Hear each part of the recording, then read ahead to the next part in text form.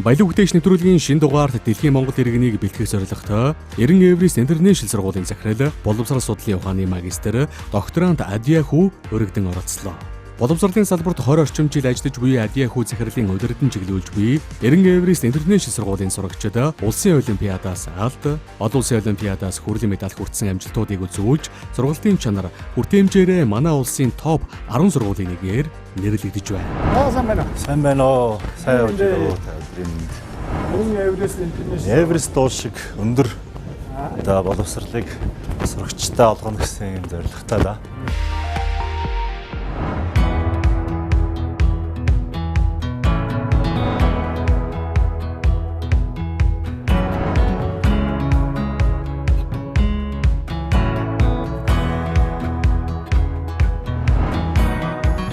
Эрен Эверест Интернэшнл ерөнхий боловсролын сургууль.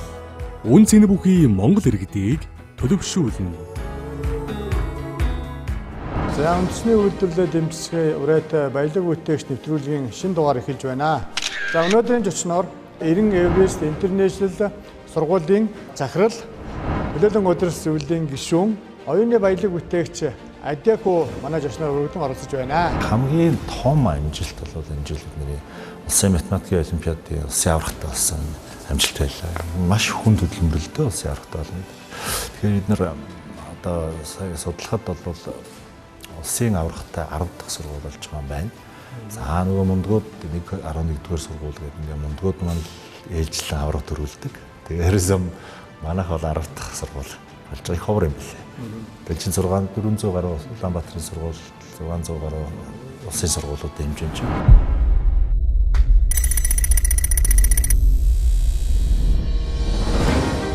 Эрен Эверест Интернэшнл ерөнхий боловсролын сургууль. 21-р зууны боловсролыг Монголд. За та өөрийгөө манай үзэгчдэд товчхон хянцаж өгөө. За тийм. За намайг Адиа Хүү гэдэг. Бүгд найрамд Хятад ард улсын Тэнжин хотын Нанкай их сургуулийг 2001 онд математикийн багш мэргэжлэр төгссөн. За магистр, боловсрол судлалын докторантын боловсролын зэрэгтэй.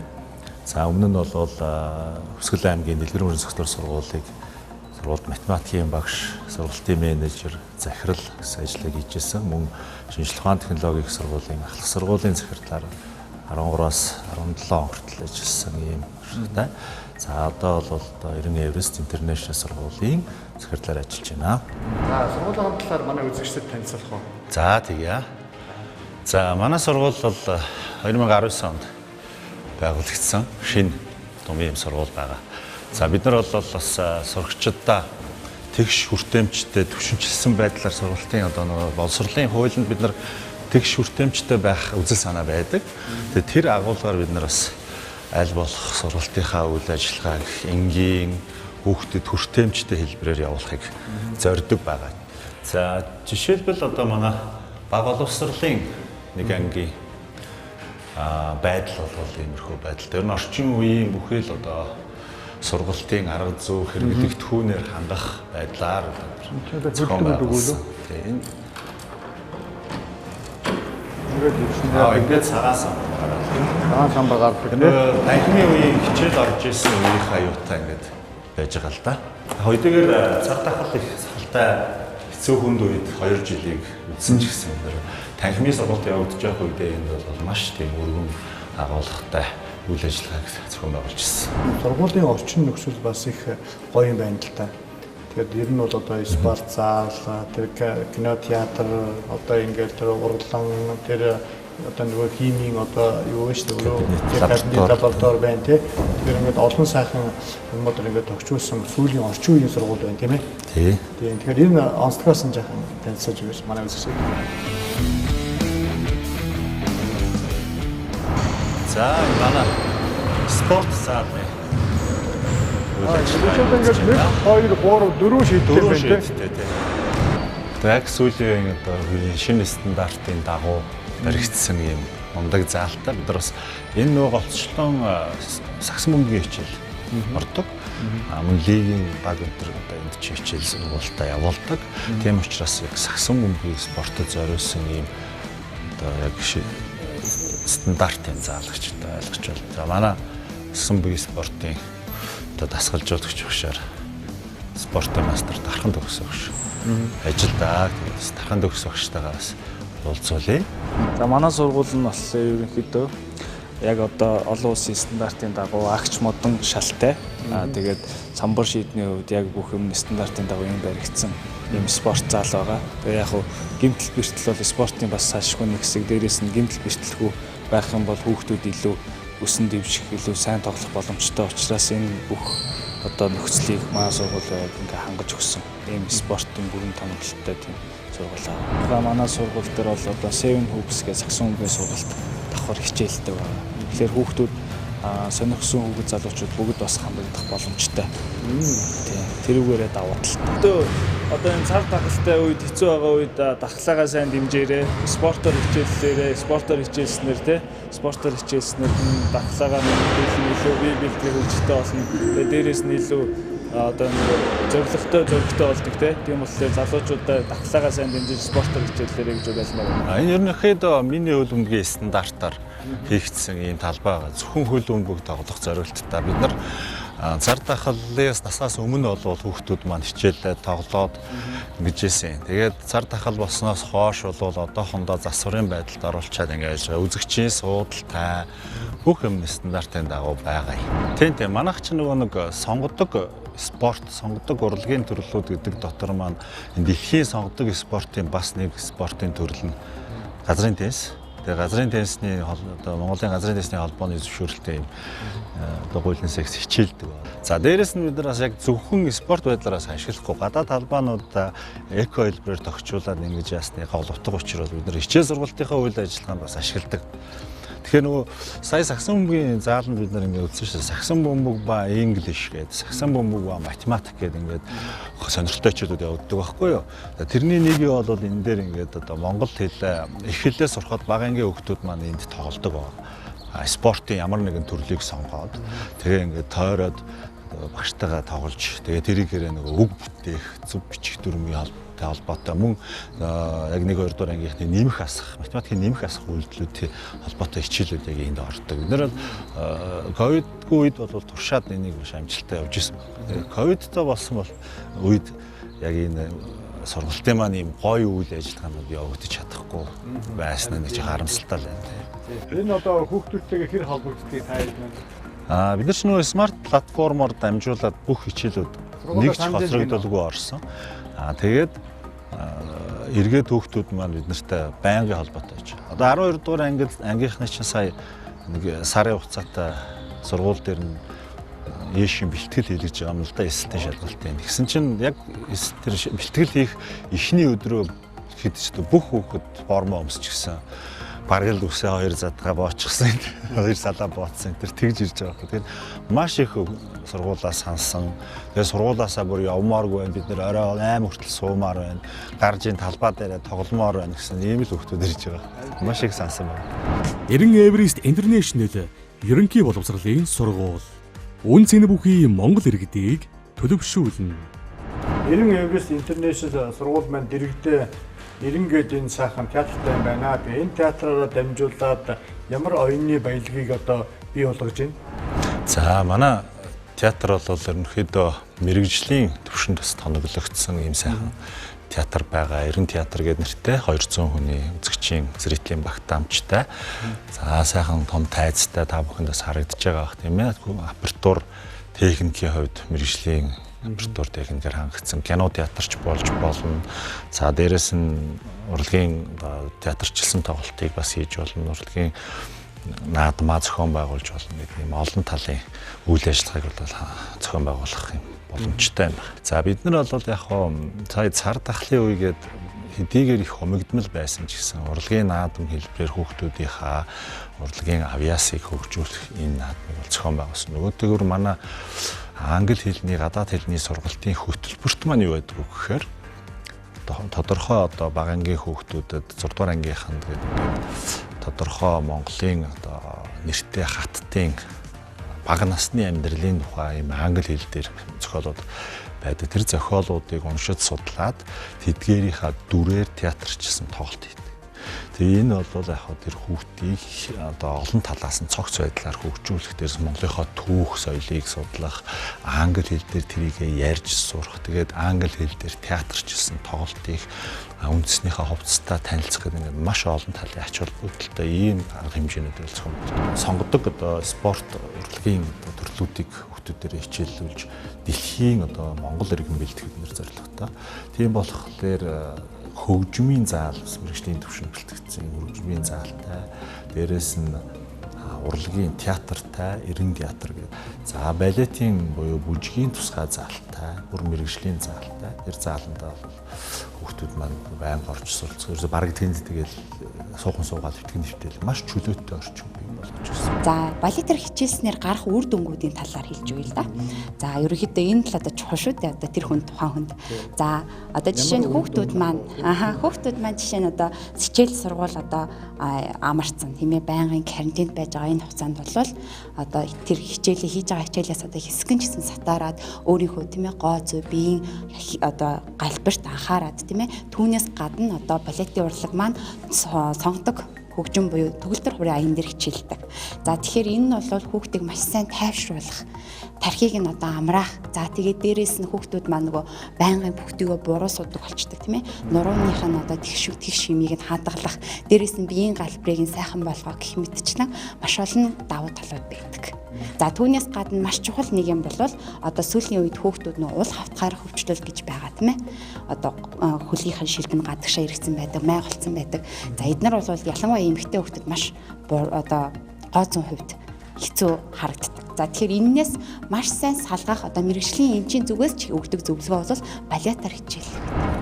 Лабораториуд бол хим, физик, биологи гэсэн байгалийн ухааны 3 хичээлтэй иж бүрэн лабораторитой. За бодис урвалж бусад одоо туршлагын багчууд бол бүгд бүрэн байна. Нэр бол химийн кабинетээр орж үзтind бол хүүхдүүд маань 200 орчим төрлийн бодис урвалж ашиглан туршилтын ажлыг гүйцэтгэдэг юм та. Нэг анги дүүргэлт нэдэ хүүхд орсон. Анги дүүргэлт бол 25. Одоо бол 12-оос 25 хүүхдийн анги дүүргэлттэйгээр хичээл. Хамгийн дээд нь 25 юм байна. Дээд нь 25. Дунд нь багтаа гэсэн юм байхгүй юу? Ер нь бол тэгэж тоо заагаагүй зүгээр одоо хичээлж байгаа ангиуд дотор бол 12 хүүхэдтэй хамгийн бага хүүхэдтэй. Тэгээд голцоо 16-аас 18 хүүхэдтэй ангиуд байна. Эрен Эверест Интернэшнл ерөнхий боловсролын сургууль. Үн цэн бүхий Монгол иргэдийг төлөвшүүлнэ. Одоо сүүлийн 2 жил одоо баг танхимаар хичээлээгүй тий. Ер нь бол 50% л танхимаар хичээллээ шүү дээ. 50 өрөхгүй ч байж магадгүй. Ихэнх нь цахимаар орсон. Бид нэр смарт платформыг бас сургуулийн зүгээс санхүүжүүлж хийгээд тэр платформороо дамжуулаад хичээлийн нэгч таслалгүй, нэгч минутын хоцрогдолгүйгээр ингээд хичээл сургалтын үйл ажиллагаа зохион байгуулсан байна. Өмнөд бас сайн тал муу тал олон тал байгаа.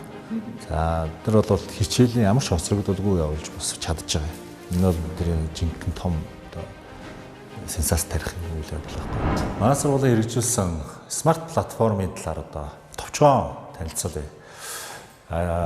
Энэ смарт платформ маань бол танхимын болон цахим сургалтыг ингээ хослуулж бид нар явуулах үйл ажиллагаанууд байгаа шүү дээ. Тэгэхээр энийг бол төв хоёулангийн төгс дэмжих ийм смарт платформ болж өгснөөр их онцлог байгаа. Тэгэхээр одоо үндэсний платформыг хөгжүүлье гэдэг смарт платформ хөгжүүлсэн байна. Энд бол Батөлзий гэдэг өндөг инженер IT ах хагалдаа одоо нөгөө Монгол Кирилловскийн программыг анх компьютерт оруулсан. Ямар компани? Зохиогч шүү дээ.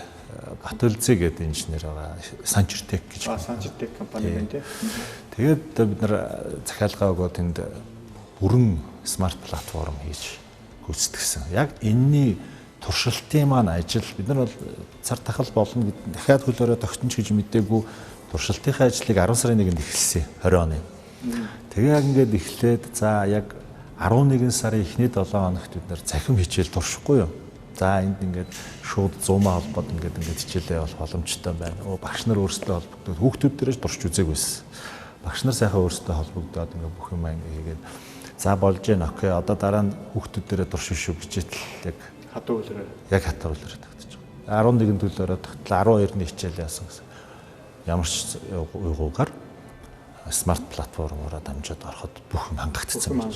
Тэгээ нэг ч минутын хоцрогдлогоор ингээ ороод ирсэн. За 21 модуль маань одоо ингээ харагдаж байгаа. Захиргаа, сурагчийн мэдээлэл, сургалтын төлөвлөгөө одоо хамгийн чухал модулуудын ингээ сургалтын төлөвлөгөө, за багшийн хүний нөөц гэдэг Zoom хичээл гингүүд одоо бид нар Zoom application ашиглаад шууд хичээлээ орж байгаа. Мөн meeting ашиглаад шууд орох юм боломжтой. Тэгэхээр хаач явж исэн нөгөө смарт платформороо дамжаад бусад өөр ямар нэгэн платформ ашиглахгүйгээр шууд онлайн хичээлдээ орох ийм бүрэн боломжоор хангаж өгсөн. Дээрээс нь номын санхүү, аж ахуй, параметрал гэдэг ингээд төгсөлт тайлан гэдэг маш олон зүйлүүдийг барилгын системүүдийг одоо нэг дор холбож өгсөн гэдгээр илүү онцлогоо. Багшийн цаг хугацаа ажлыг хэмнэсэн. За ээлж хичээл орж ирсний дараа сурагчийн эрс гарч ирдэг мэтлээ ийм одоо онцлог талуудтай. Сурагчдын эрс авахд бид нар бол хичээл дээр нэг багадаа 3-аас 7 минутын хугацааг зарцуулдаг, 40 минутаас бид нар хомслоод байдаг гэсэн үг. Тэгвэл энийг бол ерөөсөө ганц товчдороо шийдэж чадсан. За багшийн хувьд бол даалгавар оруулах илгээх, за сурагч бол даалгавраа хийгээд илгээх гэдэг, багш бол шалгах хүнлэх гэдэг сурагч дүнг гарах гэдэг гэрийн даалгаврын процесс бол маш энгийн болцсон байна. Хөл хорионы үед бол манай сургууль смарт платформыг ашиглаж ирсэн. За энэ смарт платформыг ашигласнаар одоо тухайн яг хичээл дээр байгаа юм шиг энгийн үеийнхаа цагийн хуваарийн дагуу смарт платформыг ашиглаад багш нартайгаа туулж харьцаж цар тахлын үеч гэсэн тасралтгүй суралцж байсан. Ингэж суралцж явах үед бол одоо онлайнаар суралцж байгаа учраас олон төрлийн их сурвалжаас төрөл бүрийн хэлбэрээр одоо мэдээлэл авах боломж бий болсон. Одоо хөл хорионы үеэр манай сургууль нөө смарт платформыг ашиглаад хичээл орсон байгаа. Энэ нь болохоор одоо хүүхдийн эрсдэлийг цаг минут секундээр нь бүртэж гаргадаг. Багш нар руугаа ингээд даалгавар хийгээд явуулах боломжтой. Багш нарын тэр материалыг засаад буцаад над руу бас явуулдаг. Шалгалт өгөх юм бол одоо илүү амар хэлбэр байдаг. Бид нар чинь шууд карантинлал маргаашнаас нь эхлээд шууд онлайнаар хичээлээ ороод эхэлсэн. Ямар ч тийм цаг хугацааны хоцрогдол гараагүй. Бүх хичээлүүдээ үзчихсэн байна. За мөн одоо платформ нь бол утас, за веб браузер гэдэг бүхий л мэдээлэл харилцааны төхөөрөмж төр энгийн ажилтдаг. Заавал аппликейшн шаардахгүй ингээ орчдөг. За мөн одоо сурагч багш эцэгчүүдийн хэрэглээнд бол маш энгийн формуудтай тийм одоо төөхтэй ойлгомжгүй зүйл бол байдаггүй гэж ингэж ойлгож болох нэ. Ингээд багш сурагч эцэгчүүдийн дунд бол хамгийн чухал холбоос болж өгч байгаа ийм платформ байгаамаа. Тэр платформ маань зөвхөн энэ онлайн хичээлээр бас яаж байгаа биш юм. За энэ цар тахалтай үед бид нэр одоо танхимаар одоохондоо орж эхлэх байгаа. Тэр туршилт хийж явах хугацаанд бид нар юу туршиж ирсэн гэхээр за нэгэнт одоо бид нар өсөөсөөгөө цар тахалтай нөр өчрөх нэ. Тийм болохоор смарт бугуйчийг санчиртэйгийнхэн маань үйлдвэрлээд кодыг бичээд за тэгээ яадаг вэхээр тэр нь одоо халуун хэмждэг. За барихтай холбоотой одоо энэ бугуйчаар дамжуулан одоо хэрхэн одоо тэр тухайн датаг хянах уу? Жишээлбэл хоёр сурагч хоорондоо 1.5-аас илүү метрийн зайд одоо ойртсон тохиолдолд энэ бугуйчууд нь бол цаанаа мэдээлэл дамжуулаад дата өсгөж явах ийм зориулттай жишээл байгаа тийм ээ. За мөн энэ бугуйчаар нь дамжуулан бид нар хүүхдүүдийг одоо ойрхон ийм харилцаа үүсгүүгээр зайгаа бариад одоо бүртгэл хийгдэх бүрэн боломжтой. Дээрээс нь тухайн хүүхдийн халууныг одоо ингэ хэмжиж байгаа. За энэ дээр одоо миний халууныг жишээлбэл одоо ингээд энэ дээр удаан дарахаар ингээд хэмжигдээд гараад ирэх хэрэгтэй. За 32-134 гэдэг ингээ миний сая 4-өөс хойш зөөхөд одоо нэг 15 минутын дараа бол ингээд халуун болол ерөөхдөө хүний температурыг мэдэрч эхэлчихдэг.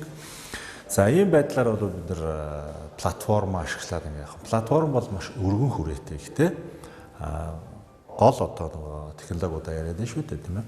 За мөн дээрэс нь тэр хөөхд тэрийг ашиглаад сэрүүлэг энэ төр оруулаад код бичээд өөрөө бүрэн ашиглах юм боломжтойгоор бугуйчийг бас бүтээж шинэ цоошин технологи л доо.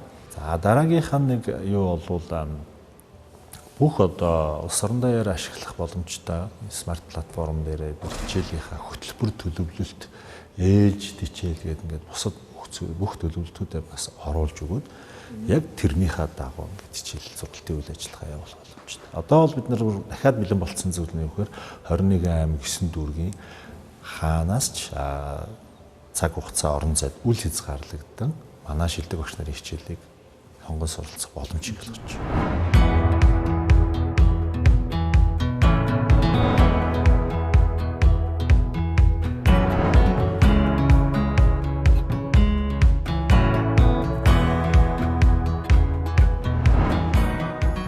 Ерэн Эверест Интернэшнл ерөнхий боловсролын сургууль 21-р зууны боловсролыг Монголд. За ингээд манай сургуулийн нэг давхар бол анх шатны сургуульд бага ангийн салбар хичээлдэг. Бага ангиас 1-р ангиас эхлээд англи хэлийг хос хэлний хөтөлбөрөөр суралцдаг байгаа. 6-р ангиас бол сонгон судлахаар Аз хэлний хөтөлбөр орж ирдэг. Ийм сургуулийн онцлогтой. Мөн одоо энэ сургуулийн арга зүйн талаараа жоохон танилцуулах. За тэгээд бага боловсролын хувьд сургуулийн хамгийн шинэлэг арга зүйг бол манай сургууль боловсруулан өнгөрсөн жил туршсан. Энэ бол 1-р ангийн сурагчдыг хурдан одоо түргэн хугацаанд уншуулж, бичүүлж одоо тоо бодож сургадаг ийм маш шинэ арга зүй гэсэн. Одоо энэ жилээс эхлээд маш их олон хүүхдийн хоцрогдолтой болсон байгаа шүү дээ цар тахлын алмаас. Тэгэхээр улсын хэмжээнд одоо сайдын дэмжлэгтэйгээр бид нар энэ арга зүйг улстай түгээн дэлгэрүүлэх ийм одоо ажлуудыг бас зохион байгуулж байгаа.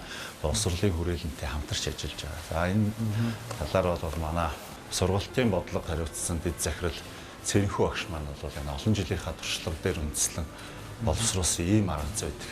Тэгэхээр одоо хэдүүлээ бас орж Цэрэнхүү багшийнхаа арга зүйн талаар энэ хөшийн арга зүйн талаар бас ярилцъя. Сайн байна уу Цэрэнхүү багш? За сайн байна. За тэр бол одоо ингээд улсын сургууль, нэгдүгээр сургууль юм уу? За энэ одоо хувийн сургууль. Тэгээ одоо яг энэ цаг үед дэлхийд яг одоо цар тахал гэдэг өвчин гарсан. Одоо 2 жил шууд ингээд ондонор хичээлээр явж байна. Манай багш нар болон одоо хүүхдүүдэд өмнө нь онлайн хичээл зааж байсан болон авч ирсэн туршлага байхгүй. Маш хүнд байгаа энэ цаг үед танай сургуулийн онцлог одоо заах арга онцлог одоо юу вэ? Энэ бол сайхан зөв асуулт байна. За би одоо 2 жил ажиллаад 3 эрх хичээлийн жил 3 дахь жилдээ ажиллах гэж байна. 2 жилийн хугацаанд бага боловсролын бид нар заах аргын 21-р зуунд хамгийн гол суурь боловсролууд их хэлний боловсрол. Тэгээ монгол хэлээрээ бага ангиас яаж зөв уушгиж, яаж зөв сайхан ярьж алдаа өгч сурах уу гэдэг. Тэгээд сүүлийн үеийн одоо 1-р анги уншилж байгаа сургууль дэндүү удаашрсан. Дэндүү хүүхдүүд их засгааж байгаа. Их урт байна. 6 настай хүүхдийг 1-р ангид авч сургасан цагаас эхлээд өгтөн 16 жил өнгөрлөө шүү дээ. 16 жилийн түүхэн 16 жилийн хугацаанд бол улс орны хөгжил, нийгэм одоо тий компьютер техник технологи асар их эрчимтэй хөгжиж байна. Яг энэ үед өнөөдөр уушиг сургалтын шинэ инновац, шинэ заах арга зүй технологиуд бол өөрчлөх цаг нь аргагүй болсон байна. Энэ хичээлийн сар тахлын үед 9 сар сургуульд орсон 5 сарын сүүлэгтэл уншиж чадахгүй арай ч 1-2 хүүхдээ хөвтөл явж штэ. Тэгэхээр бид нар би анх 2019 оны 11 сард энд ирээд тэр туршилт судалгааны ажлаа хийгээд хэрэгжүүлээд ингэ явж сар тахал гараагүй байсан. Тэгээд нэг сар өвлийн 2-3 сарын дараа эхэлсэн. Гэтэл бид нар хэрэгжүүлээд байжсэн энэ дэвтэр маань яар сар тахлын үед энэ дэвтэр өөрөө Монгол улсын боловсролын цөм хөтөлбөрийн агуулга, арга зүй, үндсэн суурьаараа хийгдсэн. Дээрээ нь бол арга зүй нь өөрчлөгдсөн. Байсан учраас энэ дэвтэр өөрөө сар тахлын үед хэдийгээр нөгөө смарт платформоор ажиллаж байгаа гэсэн хөтлөгч ном нь болоод төрлөөд аваад ирсэн. Би одоо 40 жил заахтаа хичээлийн сэлгээд 45 минут хичээлийн сэлгээд гэтэл бүртэн агуулгын сэтэл бүр ийм том бүтэн жилийн уншил сурахын сэтэл гэдэг чинь хүүхдээ хөгжил рүү чирээ явчихдаг юм. Тэгээ энэ дасгал ажлын дэвтрийг гаргаснараа хэвлээд инхээр нөгөө цахим сургалтын үед за тэдгээр утсаа гаргаараа гэх нэг бичсэн байгаа. Багш нь энүүгээр сахимаараа удирдаад за ингээ бичээрээ тэгээд багш өөртөө нэг хүүхэд бүхэн гарын материалд болсноор даваа авахгүй. Энэ тагаад өгсөн байх тийм. Энэ намар ингэ тараад өгсөн. Тэгээд тэр цахал болно гэж мэдээгүй эхний үед тараад өгснөөс нөгөө дэвтэр чи хөтлөөд аваа явчихлаа. Энэ ямар уянтай юм гарваа. Тэгэнгүүт дараагийн хичээлийн жил нь дахиад дараас үгээ шинжилээ. Одоо эх хичээлийн жил бид нэр юусэн гэрт нь ангид л 2 мөр хичээл. Өшөө энэ бичиж байгаа мөр бол бас ихтжээ. Багасгаад гэртээ бодох бичиг гэрийн даалгавар бол ганцхан юу биш бас математикаар бид туршиж хийсэн. Тэгээ хуучин арга шинэ арга хоёрын чинь ялгаа нь Хуучин арга нь бол уугуурчин бичгээр зааж ирсэн арга бол ачаал бүтэн нүүр бичиж байгаа байхгүй бүтэн нүүр. Гэтэл нөгөө ачаал нь бол 2 дахин багц сурагчийн сургалтын агуулгын ачаал бол 2 дахин багасаад үр дүн нь 2 дахин ихсээд хүүхэд маш хурдан бичих арга болоод маш хурдан унших арга болоод явж байгаараа маш хурдтай явж байгаа. Гэхдээ цөм хөдөлмөрийн яг хүрээндээ явбал яагаад ч хүрт ингэдэг хөнгөн ачаагаар даваад болж байна гэсэн. Үр дүн илүүтэй, маш илүүтэй. За. Үүгээр онцлог тэгээд энэ улсын хэмжээнд бас хэрэгжүүлэх гээд яг энийг бас хийсэн туршилтыг боловсролын яам, боловсролын хүрээлэн бол бас багш нарын мэргэжлийн дэвшүүлсэн институтийн захирал одоо болормаа бүгд хараад энэ зүгээр арга байна. Ажлын хэсгүүд байгуулад өдөрлөг бас арга зүгээр хангаад хамтраад ажиллаа гэсэн ажлын шавээ тавиад ажиллаа эхэлсэн. Үйлдвэр тэнийг дахин шинжилгээ хийгээд тэгээд 8 сарын ихээр боловсролын хүрээлэн эрдмийн зөвлөлийн хурлаар орж хуралдах гэдэг бэлтгэл ажил хийгээд явж байна. За амжилт хүсье. За баярлалаа. Одоо дунд ахлах ангид бол гэрийн даалгавар чухал л да. Бага ангид бол гэрийн даалгавар өгөөд байгаа нас тийм оновчтой асуудал ш. Манай сургуулийн бас нэг онцлог 1-3 дугаар ангид айлах гэрийн даалгавар өгөөр хүүхэд бол гэртээ очиод эцэг ихтэйгээ аз жаргалтай байжгаад маргааш нь маш сэргийх толгойтой одоо хичээлдээ сургууль дээр ирж хичээлэх хэрэгтэй. Тэгвэл илүү сайн ойлгоно гэсэн юм одоо зарчим барьдаг л да. Тэгэхээр дунд ахлах ангид бол бие даах үйл ажиллагааг сайжруулахын тулд заашгүй гэрийн даалгавар их чухал байдаг. За гэрийн даалгавар бол одоо смарт платформ дээр одоо маш энгийн байдлаар орж ирсэн. Шууд одоо багш нар гэрийн даалгавраа засахын засаад орно гэдээ харилцаад засахтаа бол багшуул зүгээр платформ дээр засаж штэ зүгээр гараар бичиж байгаа юм шиг. Тэгэл гараараа бичээд за бид нар ингээ хүүхдийнхаа гэрийн даалгаврыг харж байгаа зөв буруу ингээд шууд бичээд засаа явуучих бүрэн боломжтой. Текстээр кeyboard дээр бичээ шивээд ингээ зөвлөгөөгөө бичиж болно. Эсвэл үзэхдээ самбар ашиглаад шууд бичээд одоо илгээх бас бүрэн боломжтой гэж байна. Нодлон одоо бид нар яг ингээд хичээл явуулж байхад гэрийн даалгаврыг засах гэдэг бол багшийн юм зүгээр өстой жинхэнэ ядрааж хэвтэртэй ортол ядраадаг тийм ажил байсан байна. Тэгэхээр энэ жил тэрийг хангалттай сайн шийдэж өгсөн гэж ойлгож байна. Эрен Эверест Интернэшнл ерөнхий боловсролын сургууль. Үн цэн бүхий Монгол иргэдийг төлөвшүүлнэ. Төвшинчилсэн сургуулийн талаар. Төвшинчилсэн сургалт гэдэг маань одоо хүсвэсээгүй хүүхдүүд маань гадаад хэл дээр бол төвшинчилсэн байдал үүсэж байгаа байхгүй. Бид тэрийг анзаарсан. Юу гэхээр хүүхдүүдийн сурах хурд нөр байна. Сурах хурд бүх төвшин тэгээ ялгаатай байна. Тэгэхээр 3-аас 5 төвшөнд бол заавал хуваагддаг юм байна. Тийм болохоор энэ сургалтын арга зүй яагаад гадаад хэл дээр болохоор болоод байдаг. Бусад хичээл дээр болохоор болдгоо юм бэ гэдэг юм сонирхолтой сэдв гарч ирээ. Тэгээ бидний судалгааныхаа хүрээнд энэ бусад энэ дээр сургалтын хэрэглэгдэхүүнүүд дээр болох юм байна. Судалгааныхууд дээр жишээлбэл математикийг ингээд туршаад үзчих. Математикийн хичээлийг төвшинчилсэн байдлаар сургалт явуулаад за 3 төвшин болж байсан хүмүүс маань 3 төвшин болоод бид нар төвшингийн сургалтыг зохион байгуулад олон ангид хөтөлбөр явуулаад тэгээ нэг хүүхэд бол олон ангид суралцж болдог юм хөтөлбөр явуулаад ингээд сургалтын үйл ажиллагааг эхний нэг илрэл танхимаар голцоо яваад 90% танхимаар явсан сургалтын дээр үзсэн.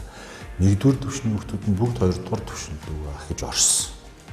Тэгсэн доо стандартаа гүйцсэн гэсэн. За тэгээд цаашаа одоо суралцах боломж нэгж байгаа. Харин 2-р төвшнөөс 3-р төвшөнд шилжих болоо шилжилттэй хүнд юм байна. Тэгэхээр 2-р төвшин бол стандартын төвшин байна.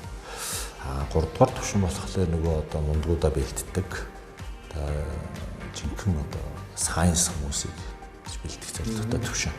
Тэгэхээр яг тэр төвшин рүү сонирхож байгаа хүүхдүүд л хичээж одоо нэлээд хичээж ордог болохоос биш. 2-р төвшөнд ерөнхийдөө бол ихэнх хүүхэд маань 2-р төвшөндөө суралцдаг юм байна.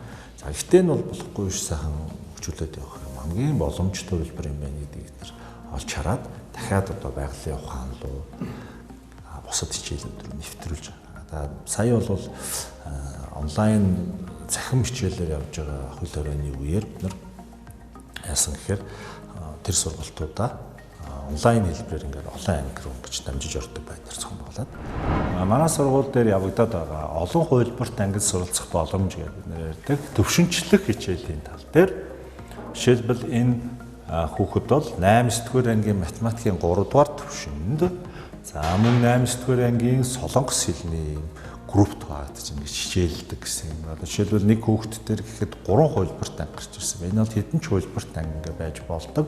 За тэгэхээр бид нар энэ төвшинчилсэн гэдэг энэ сургалтынхаа гол зорилго руу, гол арга зүй рүү бас энийг смарт платформ холбож өгсөн гэдэг ийм онцлог давуу талтай. Өөрийн төвшнгөө ингээд байнга ахиж явна. Нөгөө бидний түрүүн ярьсан одоо өдөр бүр хүүхэд бүр урам гэдэгтэй бас яг энэ яаж байгаа байхгүй юу холбогдоод байгаа юм. Тэгэхээр өөрийн нөгөө төвшнгөөсөө л ахих тусам хүн урам ороод улам ахаад яваад гэсэн юм санаагаар энэ хөтөлбөрийг хэрэгжүүлсэн. Бид нар сургуульд ингээд цэцэрлэг төвхтэй өгчөөд 5 наснууд нэг дор, 4 наснууд нэг дор ингээд ганцхан багшийн удирдлагын дор ингээд яваад байдаг шүү дээ. Гэтэл тэр хүүхдүүд нийгэмшдэггүй юм байна л.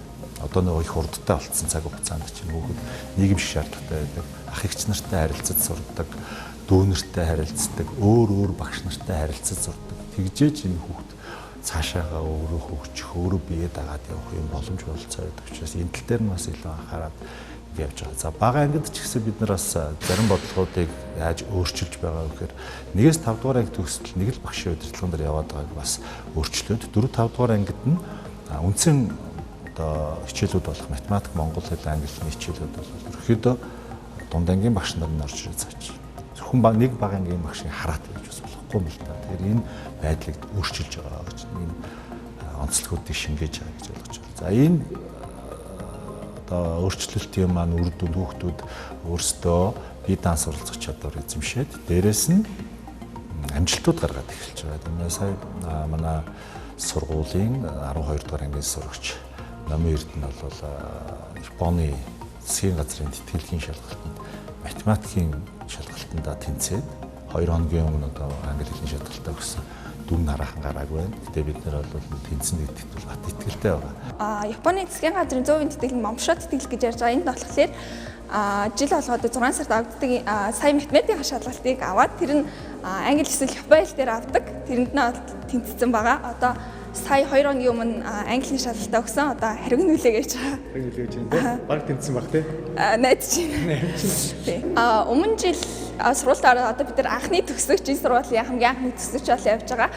Анхны сургуульд орж байхад би одоо Баянбат агш дээр за математикийн чиглэлээр агш би ингээд олимпиадад бэлэх хүсэлтэй байна гэжсэн чинь надад ингээд юм зузаан англи хэл дээр тийм математикийн ном өгчээсэн. Тэгээд би одоо математикийнхаа олимпиадын бодлого бодон дээрэс нь англи хэлээ одоо энэ бодлогыг орчуулах шаардлагатай. Би агш ер нь чадахгүй хаа гэж аяг бодож ирсэн. Тэгээ ингээд багаар яваадсэн чинь нэлээд сайжиж эхэлчихсэн. Англи хэл дээрээс нь математик ингээ хослуулж хичээл ер нь хийсэн аюу тийм үр дүнтэй арга байсан. Хүүхд хөгжүүлэх сургуулийн ахлахангад орж ирээд манай хүүхдүүд маань математикийн хичээлийг олимпиадын чиглэлээр гадаадын уралдаан тэмцээнд бэлтэх энэ чиглэлүүдээр тэгээ мэдээ ганцхан монгол хэл дээр биш англи хэл дээр, орос хэл дээр юм өөр өөрсдийн хөгжүүлснээр зарим нь бүр япон хэл дээр юм өөр өөрсдийнхэн боломжоор нь яаж хөгжүүлж болох вэ? Энэ талаар явдаг. Тэгэхээр энэ амжилтын маань одоо эхлэл болоод гараа маш сайн байгаа. Тэгвэл энэ хичээлийн жилийн хэвд бол манай 10 дугаар ангийн сурагч хамбалиг маань Монгол улсын математик олимпиадын аварга болсон. Түүнээс гадна одоо эхний шавнар маань төгсөөд удахгүй одоо момшоо гэж нэрлэдэг гадаадын уралдааны хэмжээнүүдэд өгөх гээд ингэ бэлдээд явчихна. Эдгээр хүүхдүүд маань бол мэдээж математикаас гадна хавсарсан хэлний мэдлэгтэй боловсролтой болж төгсөж байгаа. За хамбалиг тэгээ баяр хүргэе улсын аварга болсон. За баярлалаа. Ямар хэн багштай бэлтгэсэн гэсэн юм бэ? Баянбат багш дээр. Дихо багш дээр. Хоёр багштай байна тий. Энэ математикийн ингээд бодох аргачлалын талаар зөвлөгөө өгөх хэрэг. Эхлээд хэрвээ олон тооны бодлого бодж ивэл цагнд баригдж ивэл эхлээд бүх бодлогуудаа яасан уншичаад аль болох өөрийнхөө чадна гэсэн бодлогоодыг тэмдэглэж аваад дараа нь тэдрээгээ бодсныхаа дараа үлдсэн дээр нь тэмдэглэл хийж байгаа тэндээсээ хөөж бодсон л хамаагүй дээр байх. Яг бодолд болсны дараа бодлогоо нэг оноо хамгаална гэдэг нь одоо өөрийнхөө бодлыг одоо бусад хүмүүс нь ойлгоогүй байвал дэрийн тайлбарлаг өгнө гэдэг ч юм уу. Тэгэж мэйлээр тайлбарлаж хамгаалуулж нэг оноо авч ээж алтан медаль авсан. Хэрвээ хамгаалуулаагүй байсан бол 2 дугаар хариунд орцогт 27 оноотой байгаа байхгүй. Тийм үү, ганцхан оноо зэрэг юм шүү дээ. Тийм, ганцхан онооны зэрэгээр хамгаалж ээж. Маш их өрсөлдөөн гарсан шүү дээ. Харин тийм. За өнөөдрийн нэвтрүүлгийн одоо бас нэг онцлог зочин байна. Бадам гэдэг охин өөрөө энэ хими хичээл дээр заасан одоо хичээл дээр заасан мэдэж авсан юмараа бүтээгдэхүүн үйлдвэрлэж одоо сошиалдаар борлуулдаг ийм мундаг охин байгаамаа. Тэгээ бүтээгдэхүүн талаар манай өөрсдөө танилцуулж өгөөч. Би Flores брендийн гоо сайхны бүтээгдэхүүнүүдэд өнгөрсөн 4 сараас ахуулан хэрэгжүүлж явж байгаа. Тэгээд манай гоо сайхны бүтээгдэхүүнүүд маань бүгд амин тосыг агуулсан байдаг. Амин тосон товчондоо болохоор байгаль дээр ургаж цэцэглэж байгаа цэцэг, навж, өвс, үндэс гэх мэт тусгай аргаар гаргаж авсан цэвэр байгалийн хим физикийн хичээлд их сонирхолтой. Хичээл маань лаборатори болон багаж хэрэгслээр хангагдсан байдаг учраас сонирхолтой туршилтуудыг хийж хичээлээ заадаг нь миний одоогийн органик бүтээгдэхүүнүүдийг хийхэд их тус болсон. Дунд анги мэргэжил сурчлах үйл ажиллагаанууд явуулдаг байна. Жишээлбэл өнгөрсөн намар богино хугацаанд хичээлсэн гэсэн Хүмнүү Air гэсэн одоо авиа компанитай хамтраад бүх одоо нисхийн одоо шинжлэх ухааны нисхийн төр үйл ажиллагаа бүх зүйлд одоо хэрэглэгддэг англи хэлнүүдийг сурталчилсан юм өдрлийг тэр компанид нь очиод онгоц руу ороод катеринг идэж үзээд ингээд бүх юм дээр үзэж JavaScript буюу хиймэл оюун ухааны судлалын суур хичээл болох кодчлал хичээлийг 3 дугаар ангиас хөтөлбөр болгож оруулж байгаа. Тэгэхээр энэ яагаад 3 дугаар ангиас оруулж байгаа юм гэхээр одоо дэлхийн нийтээр бол 8 настай хүүхдүүд 8 наснаас эхэлж судлуулаад эхэлсэн байна. Хэдэн жил болж байна л да.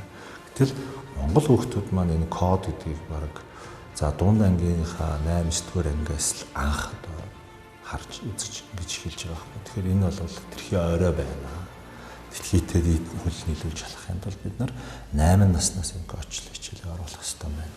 Гэх мэтчлэн ийм болгоодыг бас оруулж ирж смарт болгоод чинь төвшөнд явж байгаа юм. Бага ангидаа бол тэр кодчлалын хялбар хэлүүдтэй танилцчаад 6 7 дугаар ангид орж ирэнгүүтээ нэг аппликейшн бүтээж байгаа юм хүүхдүүд.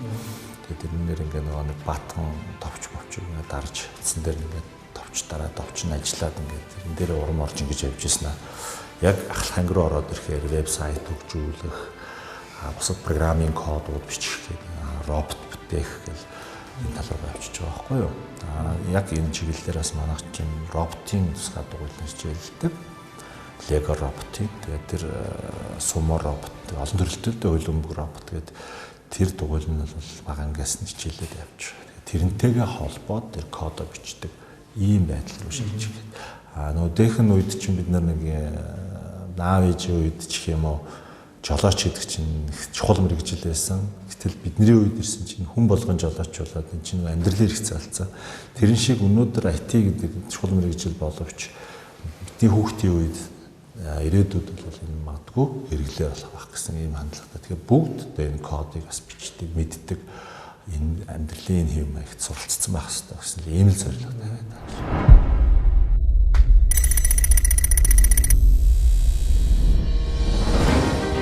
Ерэн Эверест Интернэшнл ерөнхий боловсролын сургууль 21-р зууны боловсролыг Монголд.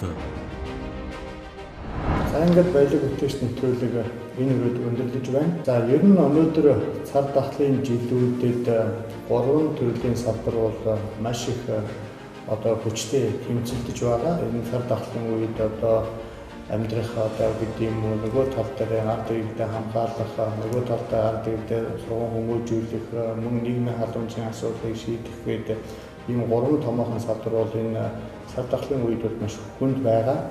За 1 номерт бол эрүүл мэнд, 2 номерт бол боловсрол, 3 номерт бол нийгмийн халамжийн асуудлууд бол энэ цар тахлын хүн жилүүдэд бол маш одоо хүнд байгаа энэ асуудлууд. Тэгэхээр энэ асуудлууд дотроос мэдээж энэ төрийн одоо шийдэх энэ асуудлууд дотроос хувийн хөгжлийн салбар жишээ одоо Ерэн Эверест Интернэшнл сургууль бол одоо хувийн хөгжлүүд дотроос ийм сайхан бүтээн байгуулалтыг бий болгосон ийм олон төрлийн хөлбөрүүдийг сануулгаж байна. Дээр нь сурах орчин нөхцөлийг одоо бүрэн хангасан орчин үеийн смарт скул болсон энэ сайхан сургууль дээр өнөөдрийн нэвтрүүлгийг одоо бэлтгэж өглөө. Тэгээ та бүхэн энэ сургуулийн талаар асууж мэдэх хүсэж байгаа зүйлүүд энэ доор харж байгаа утсаар холбогдоод сургуулийн захиралтай, сургуулийн одоо багш нартай энэ сургуулийн хамт олонтой холбогдож асуух зүйлүүдээр асуугаарай.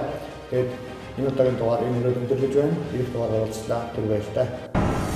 Чодоо базаат гэдэг чодоочод энэ шүү дээ. Энэ маань одоо галтууд Монголчууд ер нь өнгийг өргөө өсөд ирэнгүүт тэндээс хүнд энэ боломж нь ахын хоорондын дулаал их чухал. Цайдаа бэлтгэр саваа бэлтгэдэг үгийг мартсан байсан байлээ. Тэгээд сүүлд хийсэн ийм том одоо энэ том зөвхөнсөл аюух цахаа. Гадшаад тухайн цаг үед бол үндсний дээл хугацааг өдөртмөн хэрэглэн гээд гарчиг тавиад 2 жил болчихсон. Одоо эх жил бодлоо. Одоо би жоор нууцаар 2000-ыг авах 1920 тонн онцлог цорын ганц үйлдвэр учраас чат хот гэдэг. Радио спектр төлөвийн дугаар хийж байна.